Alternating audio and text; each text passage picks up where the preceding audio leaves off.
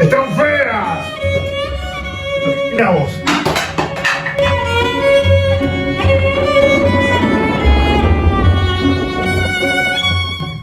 Hola amigos, hablemos de un mal momento. No es un buen momento esto. Cuando los romanos coleccionamos flechas y más flechas. ¿Y de quién hablaremos cuando los romanos coleccionamos flechas y más flechas en Oriente? La experiencia del cónsul Craso. Craso no había tenido experiencias en batalla. Y como socio, como miembro del gobierno romano, él debía tener su mérito militar. Y preparó una campaña al Extremo Oriente. Parecía que íbamos a conquistar, o que iba a conquistar tribus y combatir contra tribus nómades y contra pueblos bárbaros, y que iba a ser algo fácil, pero no lo fue, lamentablemente. Entonces aprenderemos lo que fue el encuentro entre el imperio, la potencia, Roma, nosotros, los dueños del mundo, el ejército profesional y más avanzado de la época, contra pueblos nómades. ¿Cómo puede ser que haya habido una debacle contra esta circunstancia? Pero bueno, hablemos un poquito, pongámonos en situación de qué fue lo que sucedió y contra quiénes nos encontramos. La batalla de Carras. Estos partos eran originalmente los Parti, una tribu del Daae, seminómades, que vivían al norte de Icarnia. Y aportaron arqueros a caballo a los persas que conocemos de la Edad Antigua, Aqueménidas, a mediados del siglo I a.C., antes que nosotros naciéramos. El control de Persia y Mesopotamia establecióse como una aristocracia militar terrateniente. Su rey, de linaje de los Alsacias, era el superior feudal de sus nobles, entre ellos las 7 grandes familias Pahlavi, que dominaban regiones enteras. Los partos desarrollaron un ejército totalmente de caballería, por ser pueblos seminómadas. Los partos desarrollaron un ejército totalmente de caballería, donde los nobles eran catrafactos. ¿Qué es un catrafacto? Un catrafacto es un jinete.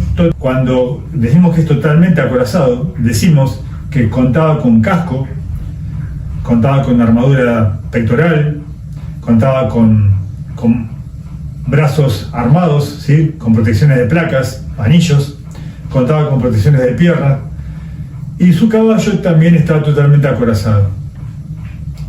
Contaba con, al estar tan acorazado, no necesitaba usar un escudo, y si lo llevaba era pequeño, y portaba una gran lanza y una espada larga. Era lo que sería la comparación de un infante pesado, pero a caballo, imparable, ¿sí?, totalmente de choque, no necesitaba resguardarse. En versión moderna equivaldría a un hombre que podría combatir contra 20. Es el tatarabuelo del caballero medieval. Bien, entonces, estos catrafactos y sus criados, arqueros a caballo, los criados de los catrafactos, o los ayudantes, o los escuderos, iban con textiles, iban sin la armadura, pero iban armados de arco y flecha. Flechas y flechas y flechas. Eran los fusileros. Caballos rápidos, porque no tenían el peso de la armadura propia ni la del jinete, así que los criados se dedicaban a escaramucear, mientras que los catrafactos hacían lo que sería el golpe de mano. Poseedores de extensos pastizales. ¿Qué significa eso? De que tenían mucho campo, mucho pasto, mucha comida, para tener que grandes cantidades de caballos, grandes manadas. Y en las grandes manadas de caballos ¿qué se puede hacer? Se puede seleccionar. Es mejor lo elegí entre muchos, significa de que la selección es de alto nivel. Poseedores de extensos pastizales. Los partos adoptaron la práctica normal de las estepas, de criar manadas de caballos, de relevo, dando a sus ejércitos una excelente movilidad estratégica. Los partos habían entablado contacto con los romanos durante la última conquista de Anatolia y Armenia, durante la primera mitad del siglo I a.C., en la época de nuestros abuelos. Las relaciones fueron cordiales al principio, pero pronto se agriaron debido a la despótica conducta de los romanos. Están mintiendo. Nunca podemos llegar a ser despóticos. Nosotros somos la civilización. No pasó mucho tiempo antes de que estos se vieran tentados a intervenir en los asuntos de los partos. Siguen mintiendo. Seguro que este libro lo escribió un bárbaro o un traidor. Marco Licinio Craso tomó el mando de la provincia de Siria con el objetivo de invadir Partia. Craso no tenía ningún casus belli, simplemente necesitaba victorias militares para cimentar la posición política de su familia en Roma. Le acompañó en la campaña su hijo Publio, que había servido con Julio César en las Galias, conquistando Aquitania. Publio llevó 1000 caballos galos a Siria, donde se convirtió en uno de los principales oficiales de su padre. 1000 jinetes galos. La caballería gala es la caballería por excelencia desde mi punto de vista. Al mismo tiempo eran veteranos de la conquista de la Galia. Habían combatido con el glorioso Julio César. Entonces pensemos en qué calidad de caballería de élite que acompañaba a Publio. En el otoño del año 54 a.C., Craso estaba listo para conducir a sus 7 legiones romanas en campaña. Cruzó el Éufrates en Seuma y conquistó la Mesopotamia de los partos hasta el río Balizos, moderno, tomando Carras, la actual ciudad de Jarna. Disculpen si no pronuncio bien el idioma. Tomando Carras, luego Niceforio y Senos y ya probablemente Bartas. Los partos se habían entonces inmersos en una guerra civil. Entonces los partos se encontraban en este momento atentos a otra cosa. Por eso justamente Craso pudo avanzar con tanta facilidad. Craso dejó 7000 soldados de infantería y 1000 de caballería para guarnecer las ciudades y volvió a Siria para pasar el invierno. Los partos hostigaron las ciudades durante el invierno, pero no conquistaron ninguna. ¿Por qué no conquistaron ninguna? Porque al ser pueblos nómades, los crasos no tenían tecnología polidercética. Entonces ellos no tenían capacidad de poder asaltar una ciudad. Bueno, vamos a la batalla. Nos encontramos con 7 legiones, o casi 7 legiones de infantería pesada, enfrentándose contra un grupo de caballería ligera y una formación de catafalcos. No voy a dar números para no entrar en cifras, que siempre las cifras pueden ser engañosas.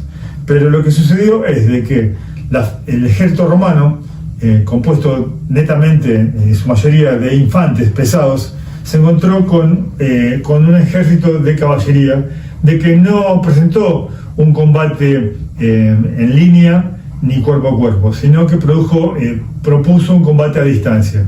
Infantería romana, excelentes por excelencia en un combate a corta distancia, o a media y corta distancia, porque podemos tener escaramuzadores, podemos tener arqueros, podemos tener lanzadores de pilum, podemos lanzar nuestro pilum y podemos ser excelentes en el uso de la esgrima, escudo y gladio.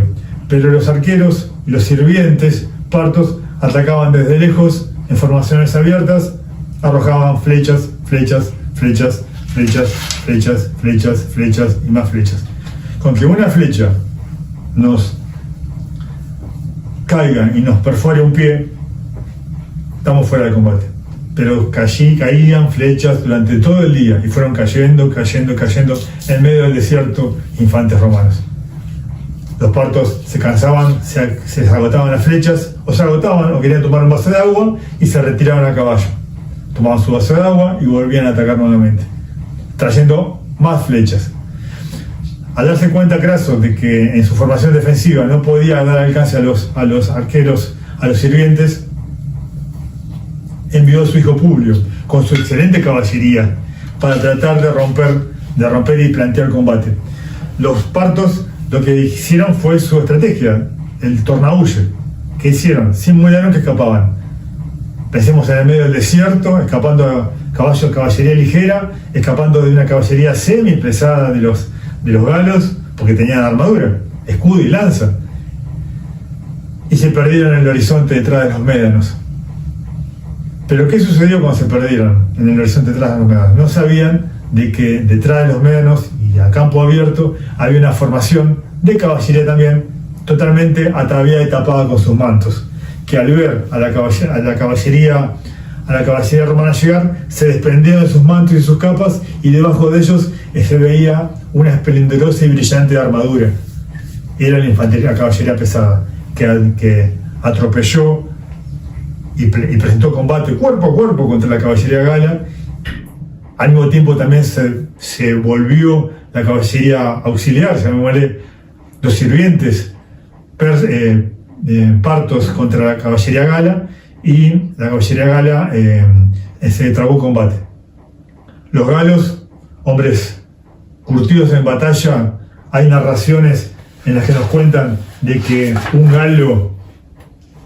los galos se desmontaban de los caballos, y desmontados de los caballos atacaban a los caballos partos como en modo infante, porque la caballería gala también sabía pelear como un infante, y tirándose al piso debajo de la barriga del caballo, apuñalaban las panzas de los caballos, áreas donde no tenían armadura, pudiendo vencer ese caballo y que cayera esa mole, pero también morían debajo de las patas de los caballos. Y tenemos esta narración. Los partos empezaron a disparar sus flechas desde todas partes, realizando violentos impactos con sus arcos, que eran fuertes, grandes y tan curvos que podían enviar los proyectiles con gran fuerza. Esto lo narra Plutarco. La cuestión de que en esta batalla a larga distancia entre los galos y la caballería gala, la excelente caballería gala de Publio, Publio pereció, fue rodeado, se encontró aislado de la infantería pesada. Sabemos de que hoy se sabe de que fuerza de múltiples capacidades, de múltiples especialidades es lo que triunfa. Aquí estaba solamente peleando la caballería gala aislada de sus infantes. Entonces no pudieron tener apoyo de la infantería pesada romana.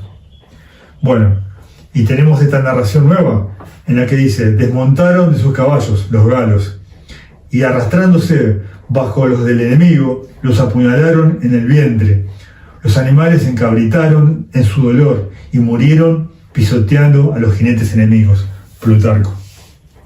El detalle es de que esta batalla a distancia del grueso del ejército finalizó con que en el horizonte para las legiones apareció una fuerza envuelta en medio de la arena y el polvo, a caballo, cargando una lanza, y en esa lanza los legionarios, ¿qué vieron? La cabeza de Publio, el hijo de Craso. Pensemos lo que habrá pasado en ese momento. Estaba todo dicho, los dioses estaban siendo adversos a los romanos.